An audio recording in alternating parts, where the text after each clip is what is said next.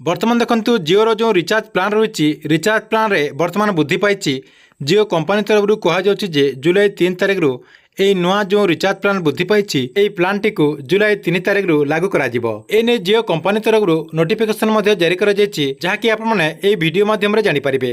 তা সহিত আপনারা জানিপারে এবে যে আপনার রিচার্জ করছেন আপনার যেতে টঙ্কা भी এবে রিচার্জ করছেন জুলাই 3 তারিখ পরে আপনার এই প্লান পাইবা হলে কেতে টঙ্কা রিচার্জ করা পড়ব যাকি আপনার জিও কোম্পানি তরফ गोटे लिस्ट जारी कर जहाँकि आपने ये वीडियो माध्यम पूरा डिटेल जानीपारे से भिडटी को शेष पर्यंत देखूँ। ता पूर्व वीडियो को गोटे लाइक कर दिंतु और जो मैंने चैनल को नुआ आसवे चैनल को सब्सक्राइब करके पाखर थिबा बेल आइकन को क्लिक करके ऑल नोटिफिकेशन ऑन कर दिंतु।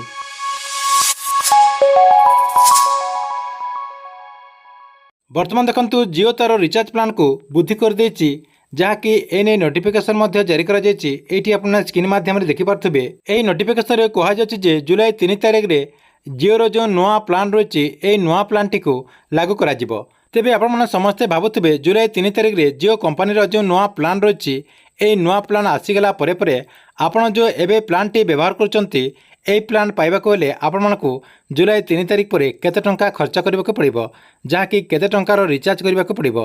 एने कंपनी तरफ गोटे लिस्ट जारी कर आपने स्क्रीन माध्यम देखिपे। मुख्यतः आपण को मंथली जो पैकेज रही है पैकेज विषय में कहीदे जो मैंने आगुरी 155 टंकार रिचार्ज करते 155 टंकार आपंकर 2 GB डाटा मिलता और 28 दिन वैलिडिटी सहित से जहाँकि 199 टंकार रिचार्ज करने पड़ो।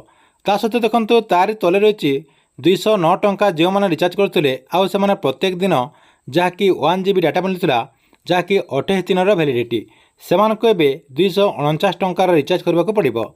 ता सहित देखो आगु आपण जो पैकेज थी 239 टंका 239 टंकार 1.5 GB डाटा आपंकर प्रतिदिन मिलता ता सहित 28 दिन वैलिडिटी एवं आपण को 249 टंका रिचार्ज करने पड़ो।